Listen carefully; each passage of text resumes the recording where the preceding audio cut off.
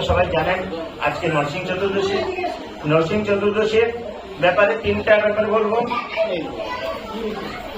নরসিংহ চতুর্দশী ব্রত কেমন পালন করা চাই, দ্বিতীয় ব্রত কথা, নরসিংহ চতুর্দশী ব্রত কথা, তৃতীয় হল নরসিংহ চতুর্দশী নবগ্রহের দোষ। নরসিংহ চতুর্দশী নাম নিলে নবগ্রহের দোষ কি হয় সেটার ব্যাপারে বিস্তারিত বলব। এখন সবথেকে প্রথমে নরসিংহ চতুর্দশী যদি পালন করা হয় তাতে আমাদের পালন করলে কি কি লাভ হয় এবং পালন কেমন করা চাই সেটার ব্যাপারে বলব। দেখেন, নরসিংহ চতুর্দশী সবাইকে পালন করা চাই। সবথেকে প্রথমে আমি বলবো, একাদশী আপনারা যেরকম ভাবে পালন করেন সেরকম ভাবে পালন করবেন। কোন একাদশীর মতন যেরকম প্রথম দিন নিরামিষ ভক্ষণ করেন আপনারা এবং যেদিনকে একাদশী থাকে একাদশী পালন করেন, পরের দিন পালন করেন, এতেও ঠিক সেমন আছে। আর এতে উপাস থাকা চাই এবং নির্জলা ব্রত থাকা চাই। কেউ পারলে ভালো, না হলে সাবু খাবে, না হলে তরকারি রান্না করে খাবে। অন্ন গ্রহণ করা যাবে না, পঞ্চশস্য এতে গ্রহণ করা যাবে না। ঠিক একাদশী যেরকম পালন হয় সেরকমই পালন হবে এবং রাত 9টা পর্যন্ত উপাস থাকা চাই। উপাস থেকে তারপরে গিয়ে সাবু টাবু যাই কিছু খাওয়া চাই। পরের দিন ঠিক 9টার মধ্যে পালন করা চাই। পালনটা বিশেষ ধ্যান রাখবেন, 9টার মধ্যে পালন না করলে উপাসের কোনো মহত্ব নেই। এই ব্রত করলে কি কি উপকার হয়? আমরা সব জিনিসের প্রফিট এবং লস সবসময় কোনো একটা কাজ করলে সবসময় আমরা মনে নিই এই কাজটা করলে আমার লাভ কি হবে এবং আমার লোকসান কি হবে। প্রথমে লাভটা শুনিয়ে দিই, লোকসান তো অনেক বড় আছে। অপুত্রের পুত্র লাভ হয়, অপুত্রের পুত্র লাভ হয়, দরিদ্রের ধনশালী হয়, দরিদ্র ধনশালী হয়, রাজ্যকামী ব্যক্তি রাজ্য পায়, আয়ুষ্কামী ব্যক্তি দীর্ঘায়ু হয় এবং সব মনস্কামনা পূর্ণ হয় এই ব্রত করলে। এটা হল প্রফিট। এখন লস,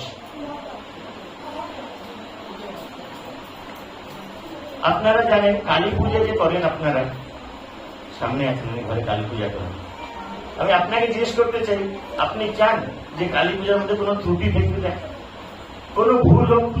কি হবে? ভুল হলে আপনার উপরে দোষ আছে। যে সংকল্প নিয়ে কাজে নামবে তার উপরেই দোষটা আছে, ঠিক আছে? সেরকম নরসিংহ চতুর্দশী ব্রত রাখার আগে প্রথম দিন সংকল্প নিতে হয় এবং নিরামিষ ভক্ষণ করে পূজাতে নামতে হয়। আর জেনে শুনে যে যদি অবহেলা করে, ধ্যান দিয়ে শুনেন, কেউ যদি জেনে শুনে অবহেলা করে, নরসিংহ চতুর্দশী ব্যাপারে সব জানে কিন্তু সে ব্রত রাখছে না এবং অনিন্দা করতেছে নরসিংহ চতুর্দশী ব্যাপারে, তো আমি বলছি না, শাস্ত্রে লেখা আছে চন্দ্র সূর্য যতদিন পর্যন্ত থাকবে, চন্দ্র সূর্য যতদিন পর্যন্ত থাকবে ততদিন সে নরকে বাস করবে এবং নরকের আঘাত তাকে সইতে হবে। শুনে একটুখানি কষ্ট লাগবে। এরপর থেকে যতজন আছেন আশা করি এরপরে নরসিংহ চতুর্দশী অবশ্যই পালন করবেন। এই নরসিংহ চতুর্দশী তো প্রায় শেষ হয়ে গেল।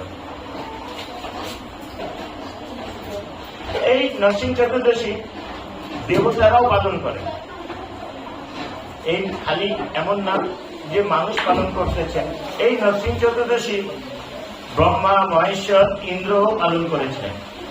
ব্রহ্মা পালন করেছিলেন এই নরসিংহ চতুর্দশী ব্রত রেখে এই দুনিয়া সৃষ্টি করার জন্য। ব্রহ্মা হলো আমাদের দুনিয়ার সব থেকে প্রথম ঠাকুর। আমাদের দুনিয়ার সব থেকে প্রথম ঠাকুর হলো ব্রহ্মা। প্রথম এই ধরতিতে ব্রহ্মা এসেছিলেন। সে দুনিয়ার সৃষ্টি করার জন্য আপনার নরসিংহ চতুর্দশী ব্রত রেখে উনি দুনিয়া সৃষ্টি করার জন্য আহ্বান করেন এবং দুনিয়া সৃষ্টি করেন। সেরকম মহেশ্বর আপনারা শুনেছেন ত্রিপুরা সুরের সাথে যুদ্ধ হচ্ছিল মহেশ্বরের সাথে। তখন আধা যুদ্ধে মহেশ্বর খারাপ দিকের হয়ে যায়। তখন সে একটা জায়গা লুকিয়ে নরসিংহ চতুর্দশী আহ্বান করেন এবং পূজা করেন। তারপরে ত্রিপুরাসুরের সাথে যুদ্ধ করে উনি যুদ্ধ বিজয় হন। এবং ইন্দ্র এই নরসিংহ চতুর্দশী ব্রত পালন করেন কেন জানেন? স্বর্গের রাজা হওয়ার জন্য।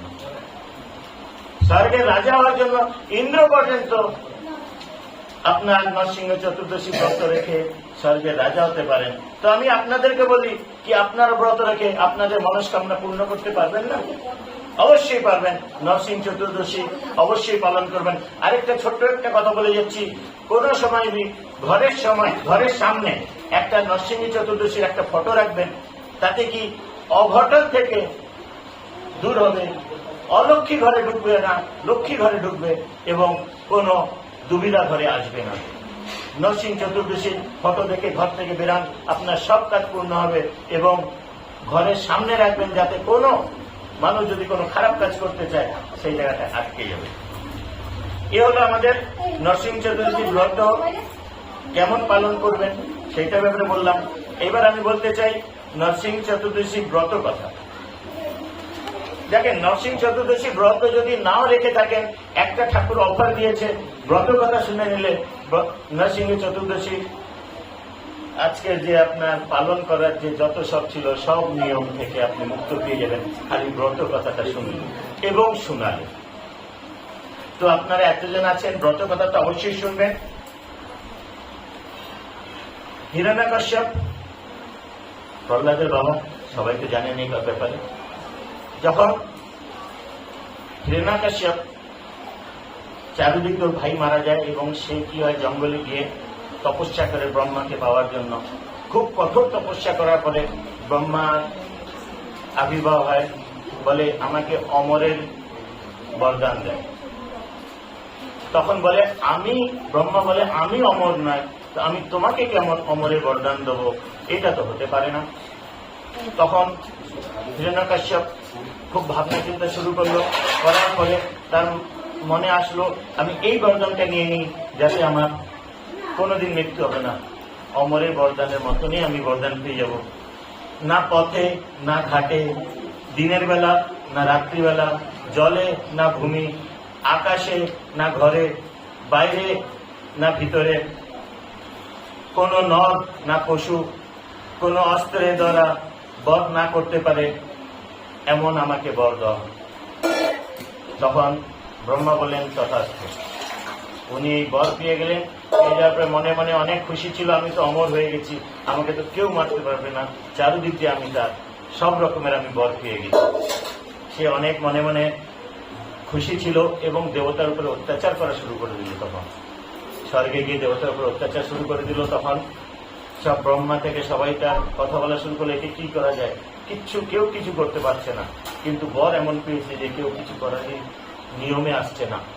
তারপরে ঘরে তার ছেলে, সে সবসময় হরিনাম করতেছে, তার উপরে অত্যাচার করা শুরু করলো, তাকে মারা পিটা সবকিছু শুরু করলো। কিন্তু সে বলে যে তোর বাবা আমি, তোর ভগবান আমি, তোর ভগবান আমি, তোর ভগবান যদি থাকে তুই বিরাট। এরকম ভাবে তাকে অত্যাচার করা শুরু করলো। তাকে অত্যাচার করার জন্য পাহাড় থেকে নিচে ফেলালো, হাতির পায়ে রোদ্রালো, হাতিকে দিয়ে তাকে প্রহ্লাদকে রেখে তাকে পা দিয়ে দেওয়া, জ্বলন্ত অগ্নিতে তাকে দেওয়া হলো। কিন্তু সে সবসময় হরিনাম করতে করতে নিজেকে বাঁচিয়ে নিল।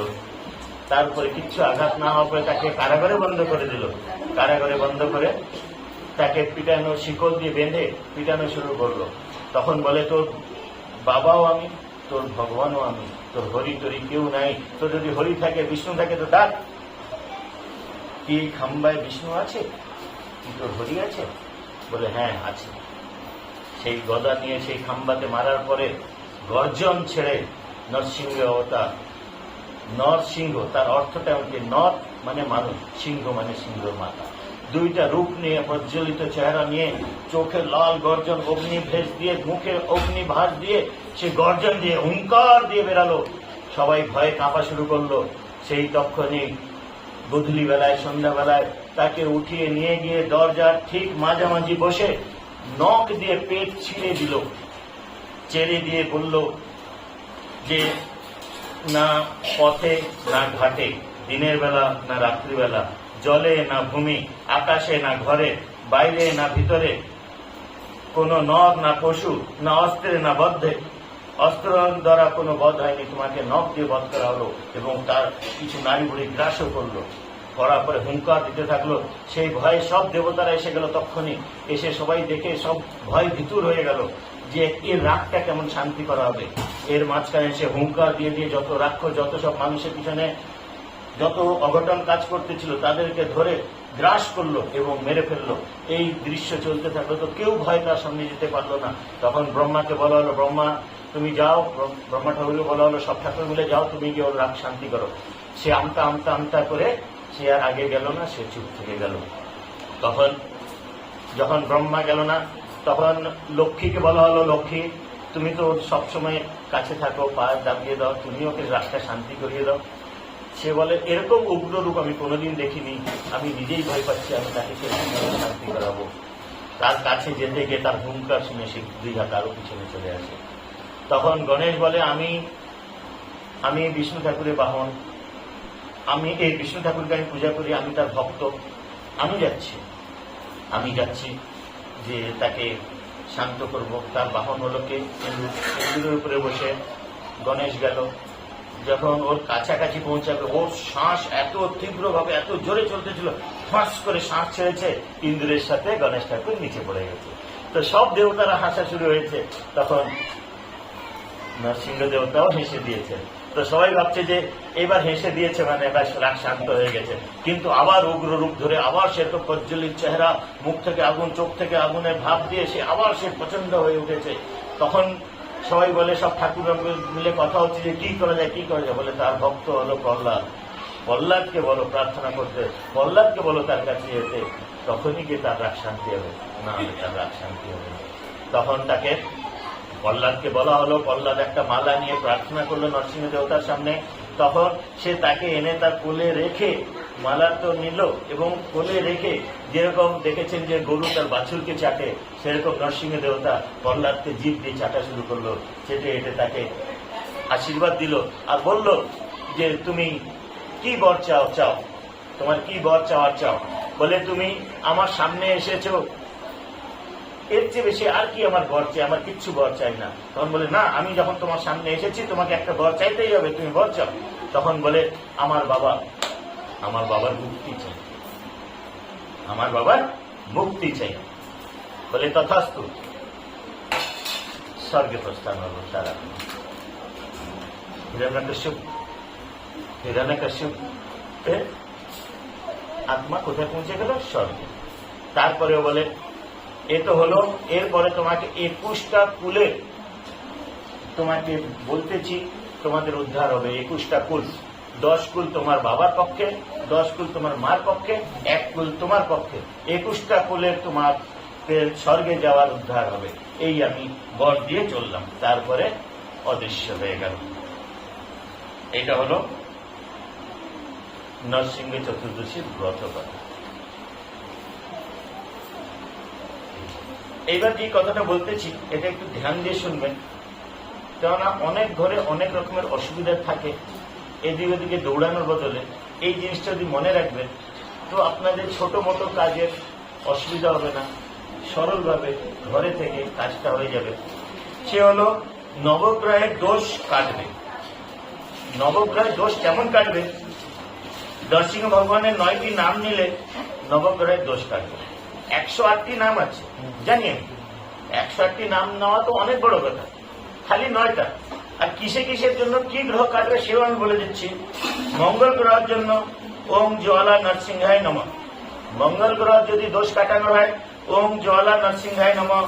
বুধ গ্রহের জন্য ওম পাবন নরসিংহায় নমঃ। বৃহস্পতি গ্রহের জন্য ওম অহবিলা নরসিংহায় নমঃ। শুক্র গ্রহের জন্য ওম মালোলা নরসিংহায় নমঃ। শনি গ্রহের জন্য ওম যোগানন্দ নরসিংহায় নমঃ। রবি গ্রহের জন্য ওম ভার্গব নরসিংহায় নমঃ। চন্দ্র গ্রহের জন্য ওম কারঞ্জায় নরসিংহায় নমঃ। কেতু গ্রহের জন্য ওম ছত্রবটা নরসিংহায় নমঃ। রাহু গ্রহের জন্য ওম বরাহ নরসিংহায় নমঃ। এই 9টি নাম দিনে 3 বার বা 9 বার বা 12 বার বা 21 বার, আপনার যতটা টাইম যে হিসেবে আপনি চান যে হ্যাঁ গ্রহ দোষের জন্য সব কাজ করতেছি কিন্তু আমার কাজের ফল পাচ্ছি না, করে দেখেন, করতে কি যায়, নরসিংহ ঠাকুরের নাম নেওয়া খারাপ কথা তো না। তো এই 9টি গ্রহ আপনার দোষ হবে, 9টি গ্রহটি না কোন গ্রহ আপনার আক্রমণ করছে আপনি কি জানেন? বুঝেছেন? এই একটা আমি কথা বলে গেলাম, এবং আপনাদের বন্ধু বান্ধবকেও বলেন এই কথা, এবং আত্মীয় স্বজনকেও বলেন। যদি কারোর যদি কোনো উপকার হয়ে যায় তো ভালো কথা। তো এতটুকুই বলে আমি শব্দ বিরাম দিলাম।